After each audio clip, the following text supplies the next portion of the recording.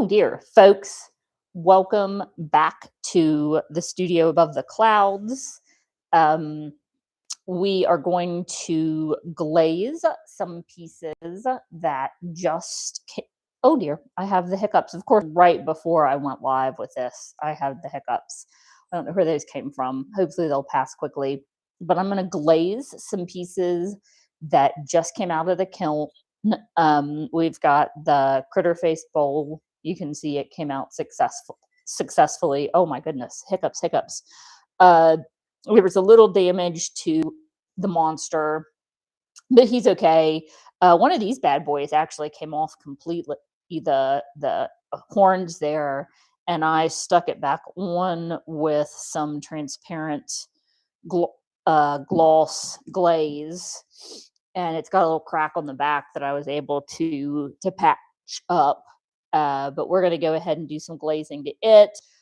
I'm not going to attempt too much to move. Oh, what the heck, we will.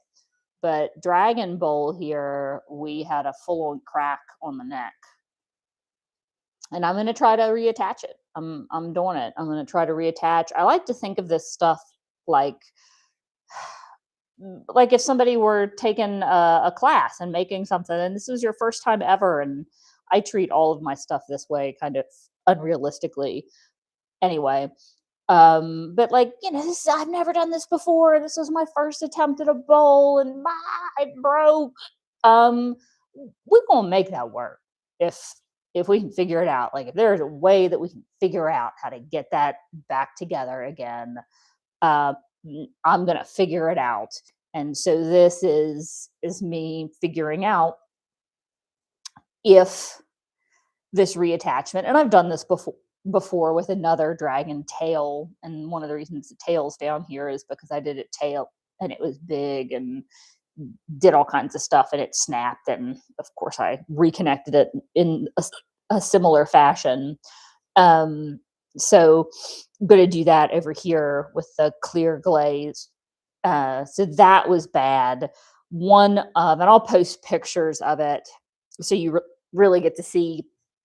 I wasn't patient enough.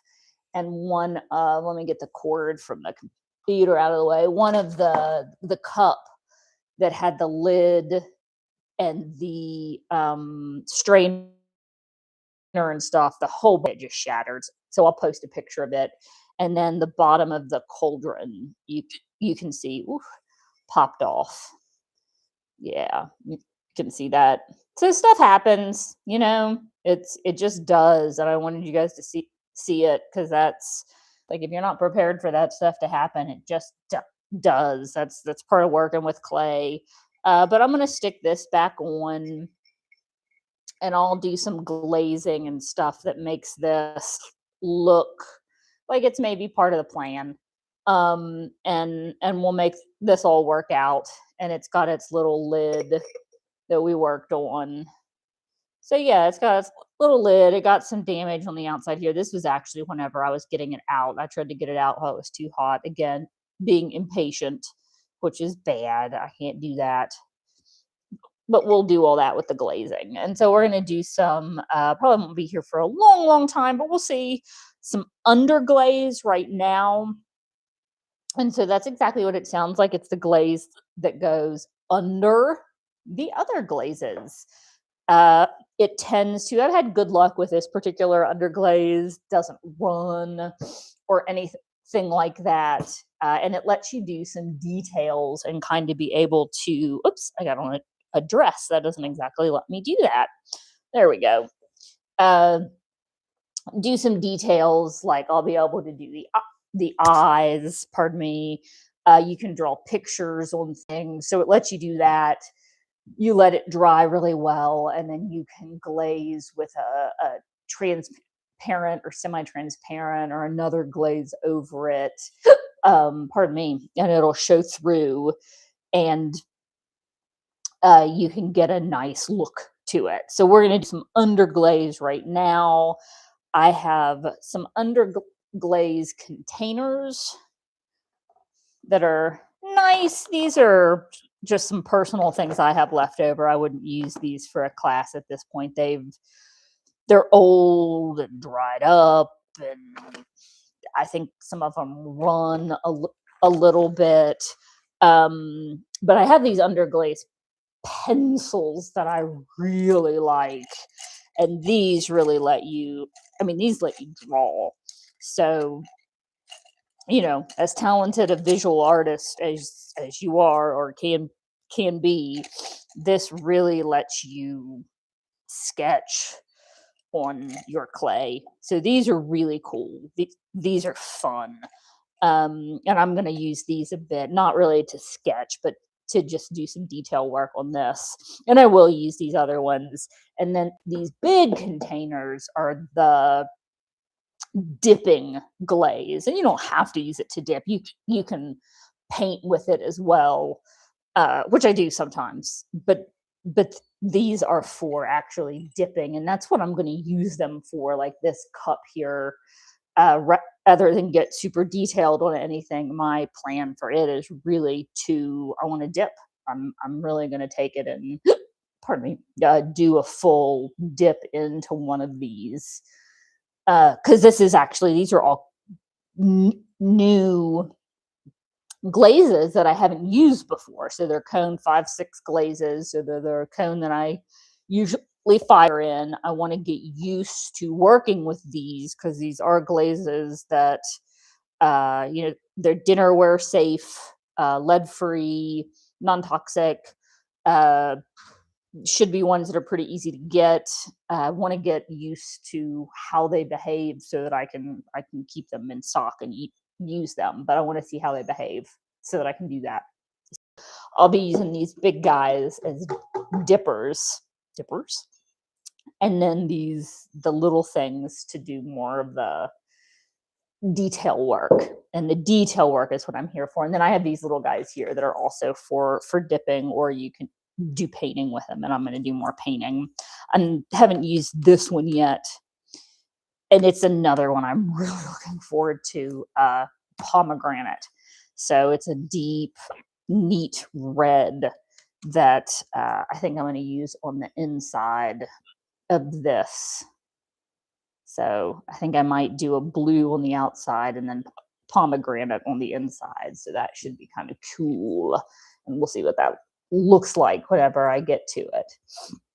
But right now, I'm getting too far ahead of myself. Right now is just the detail work. So right now it's just underglaze. No getting ahead. It's not unlike the painting that I was doing yesterday and the day before, where you really got to start with what's in the background, what's the furthest thing away. Yeah, and that's what we're going to start with. And I guess I'm going to start with what's right here in front of me, and I'll start with the kitty face. So we'll do that first. I'll think about what colors I want it. So the little mouth. Let's see. That's what I got here. Lay it all out.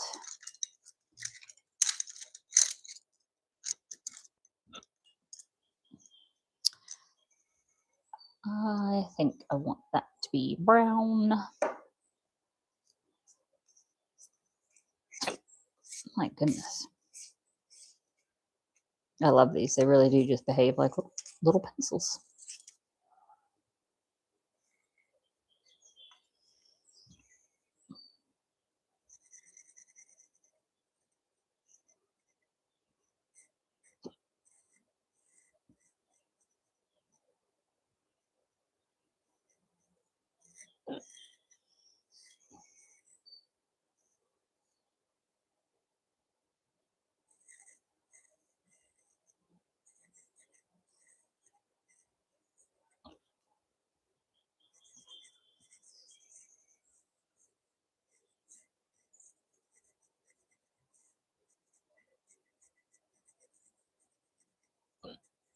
Oh my gosh.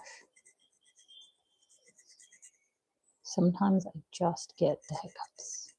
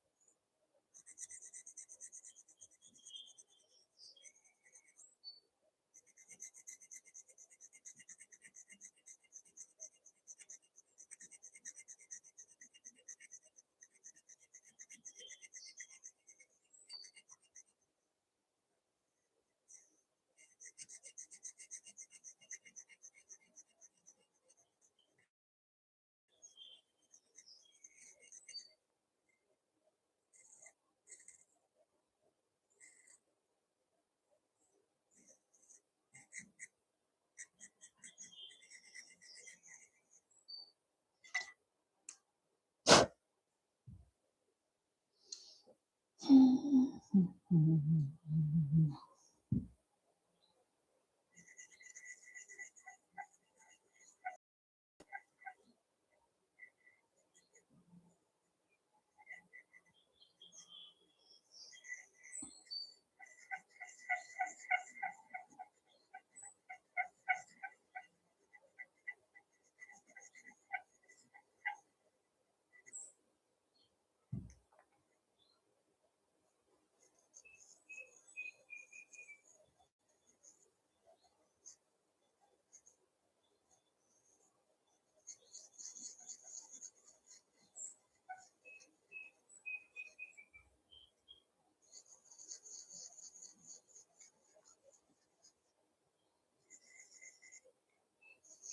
One thing to remember on these is that whatever color, I mean, this is just what it would look like if it was glazed. Um, and we'll talk about that more as I go through it, but it's just flat color. So, there's more that's done to this. There's the gloss, there's some other transparent glazes, because if this were all there was, this is all there was. It would look exactly like this. It would have no gloss to it. There just would be no visual interest, really, for one thing.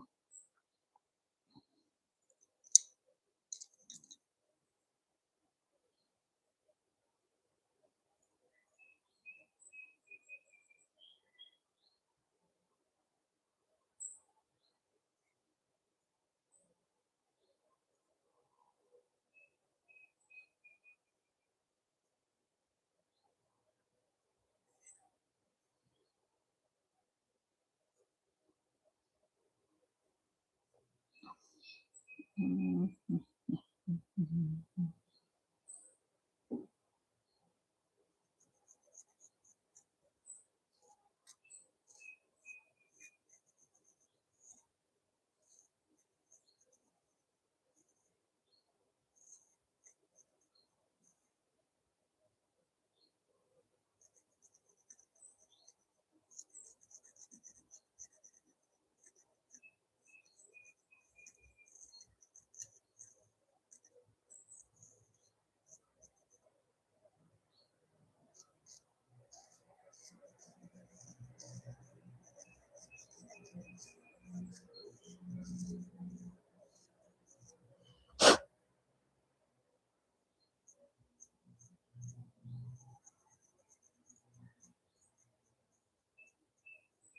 Had the slightest bit of trouble with this black running. I didn't think about that until after I'd done the slits, the little eyes. So that's unfortunate, but I have had the slightest bit of issue.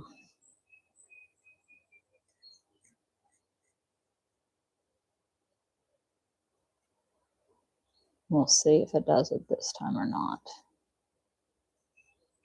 And maybe it wasn't this one. Maybe it was the liner.